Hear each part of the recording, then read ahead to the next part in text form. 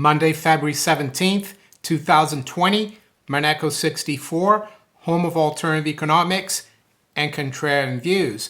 Even though I have made a couple of videos in the last few weeks about the coronavirus, many of you have been asking me again what I think the effect of this virus is going to be on the global economy, and I've decided to look into it.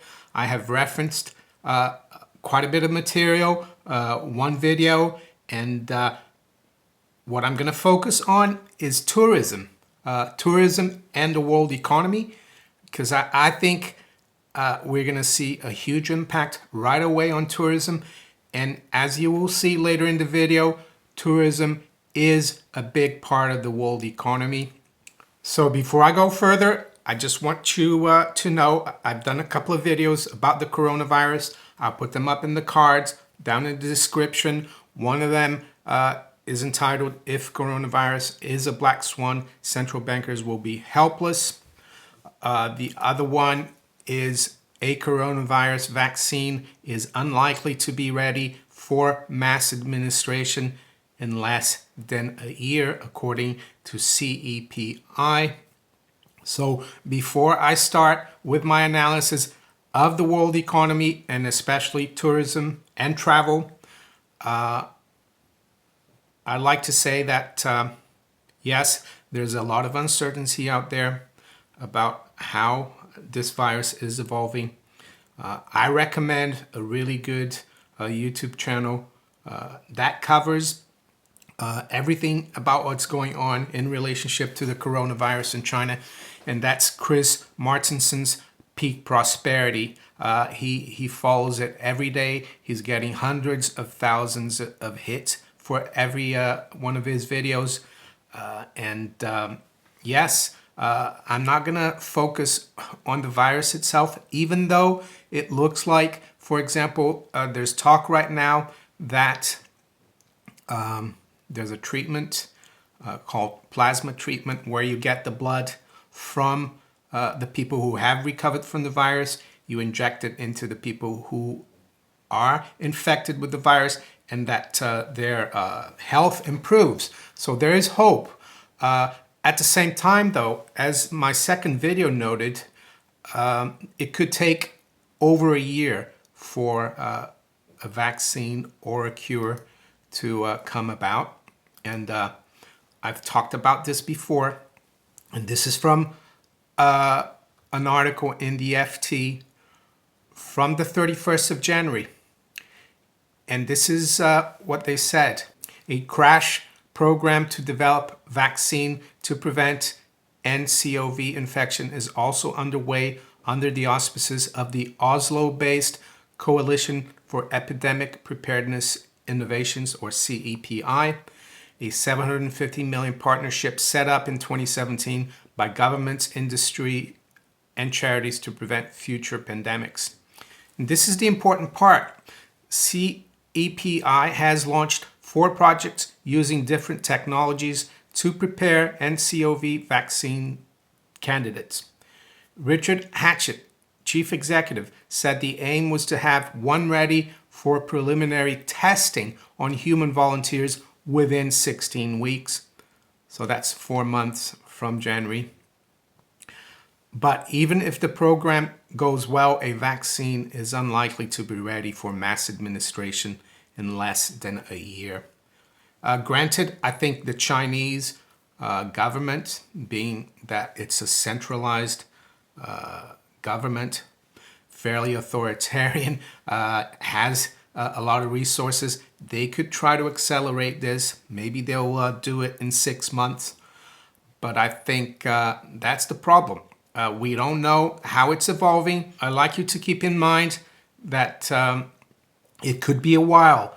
And we don't know, of course, how bad this pandemic will become, if it will spread worldwide as badly as it has spread in China. So we need to keep that in mind. So tourism. I decided to look at tourism and travel and the coronavirus because people can relate to that. People travel around the world. People see tourists where they live, wherever they may live. And I got the idea for looking at tourism from a video by the Wolf Street Report. I'll put a link to the video above in the cards and in the description below. It's entitled Coronavirus Slams Airbnb, Airlines, Hotels, Casinos, San Francisco, Other Hotspots. So this might help as well for people in California, my viewers in California. But I'm giving this as an example, and then I'm going to look at tourism and travel worldwide and how I think it's actually going to impact Europe the worst, this coronavirus. So what is Wolf Richter saying about the situation in the Bay Area in San Francisco? Well, he says that there are no flights from San Francisco to mainland China, at least until the end of March 2020. He notes that prior to this ban, there were 90 round-trip flights a week. He also notes that there were 500,000 travelers from China in 2019.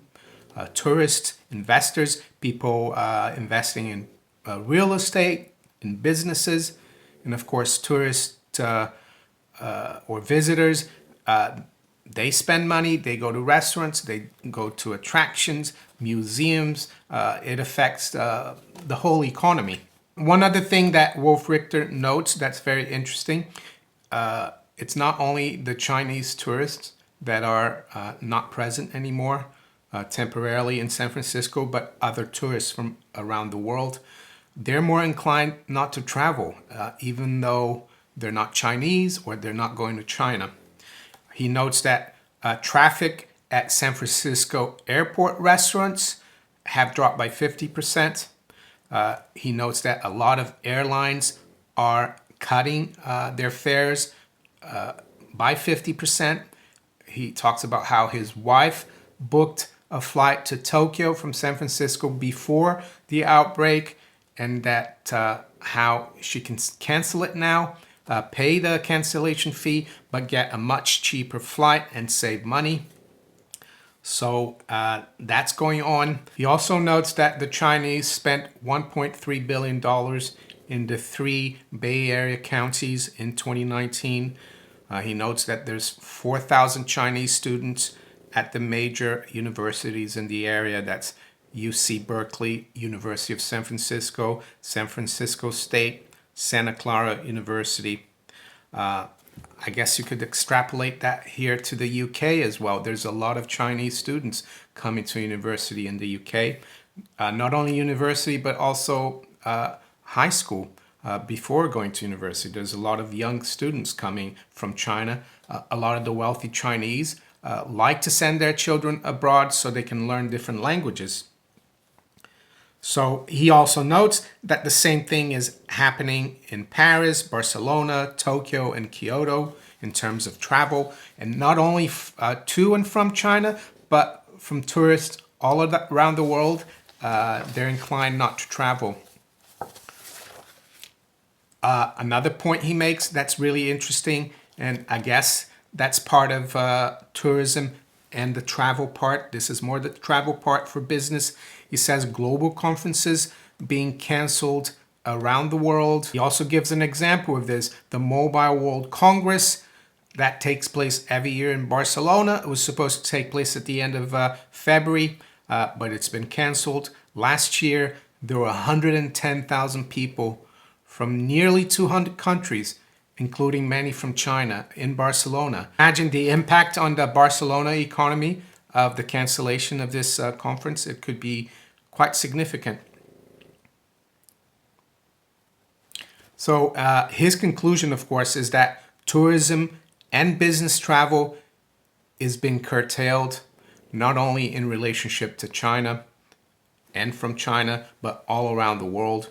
As he said, people are less inclined to travel in this environment. Wolf Richter also gives some statistics, some more recent statistics, which are going to be different from what I look at.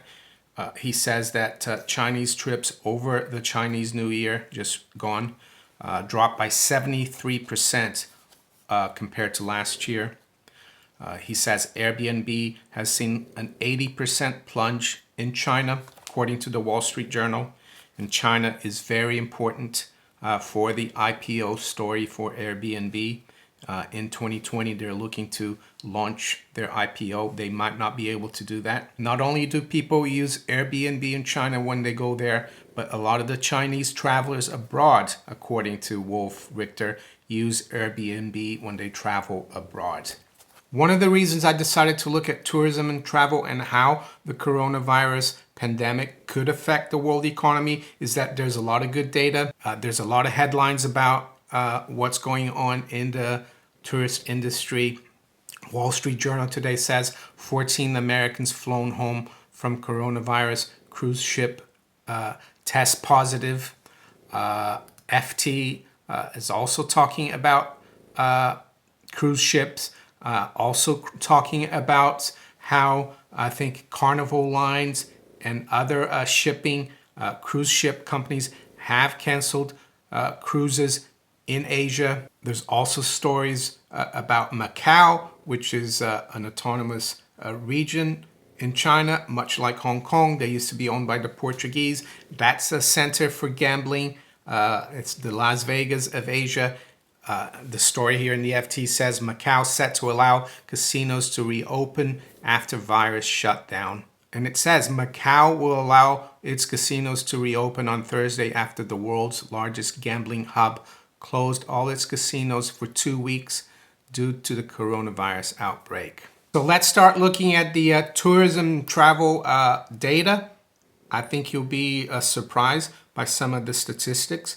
And the one I'm going to start out with is, I think, one of the most important ones, if not the most important one. International tourism expenditures. So this is by country, how much each country spends on international tourism. So there you go. China, number one. 2018, they spent $277 billion. United States comes a distant second at $144 billion. You might have noticed, we traveled last year. We went to Florence in Italy. We did some traveling the year before as well. And you notice there's a lot more Chinese around when you travel. They're everywhere. And that is proof of it. They're the biggest spenders. Into 2017, as you can see, they spent $258 billion. So it's increasing their spend of tourism, international tourism. Now I want to look at why I think Europe will be the hardest hit region in terms of the economy because of this coronavirus outbreak. Number of international tourist arrivals worldwide from 2005 to 2019 by region.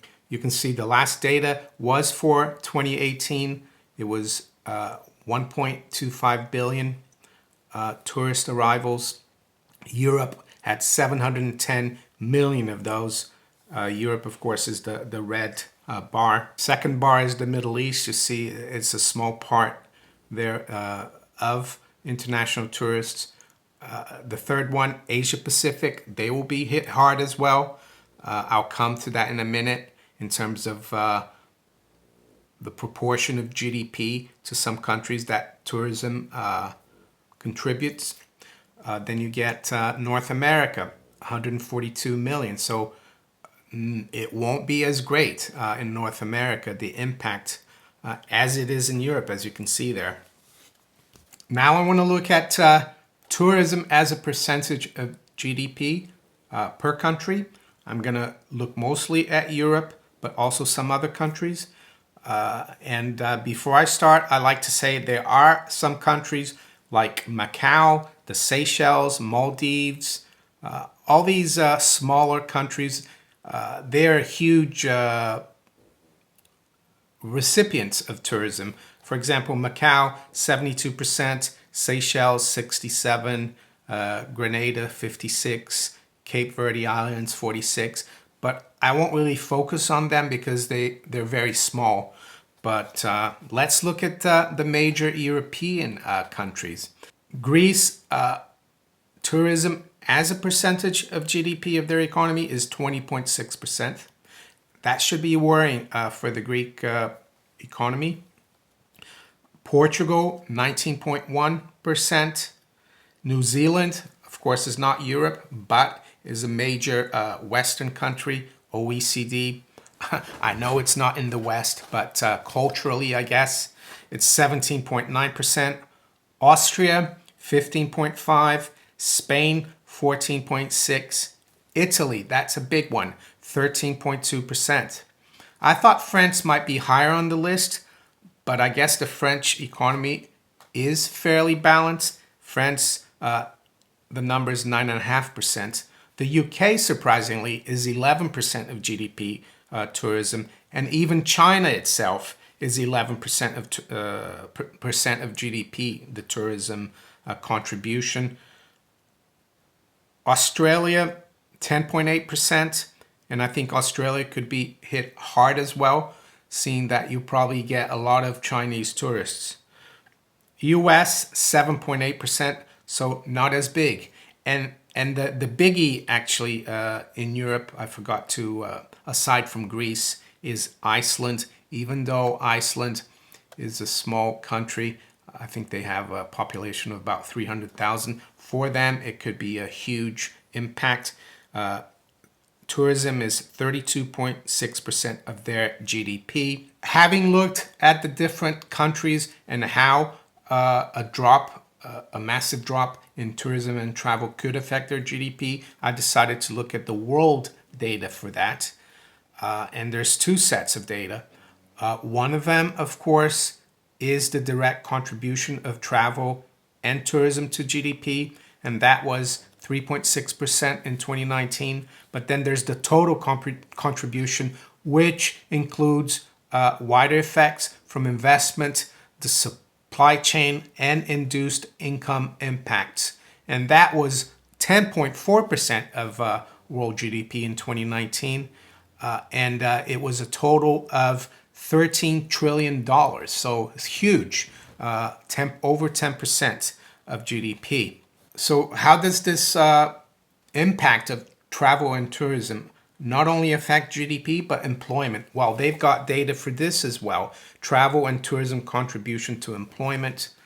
So they've got the same kind of data. The direct contribution is about 4.3% of world economy employment. But then you get the total contribution of travel and tourism. That comes to almost 12% or 11% of world employment. Of course, we don't know how it's going to evolve over the coming weeks, coming months. But if I had to guess, it's not looking great. I think it all depends on how the Chinese succeed in trying to avert the spread of the coronavirus pandemic. But to me, I would say my conclusion is that tourism is going to be hit very hard, especially in Europe, seeing that Europe is a huge part of world tourism travel. And that will spill over into all other industries. As you saw by the data, it will also spill over, of course, into business travel, business conferences. So yeah, it's not looking great for the world economy. So will central bankers through monetary policy and politicians through fiscal policy be able to cushion the potential blow to the world economy through tourism and travel?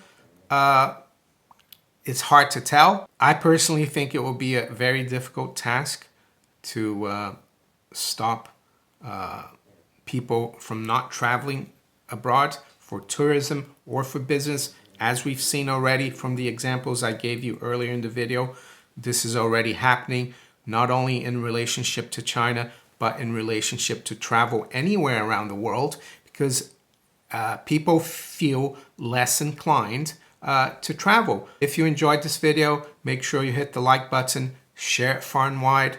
Think about subscribing to the channel if you haven't yet. And you can also follow me on Twitter, Facebook, BitChute, Steemit, and DTube. I wish you all a great day. Take care. Bye.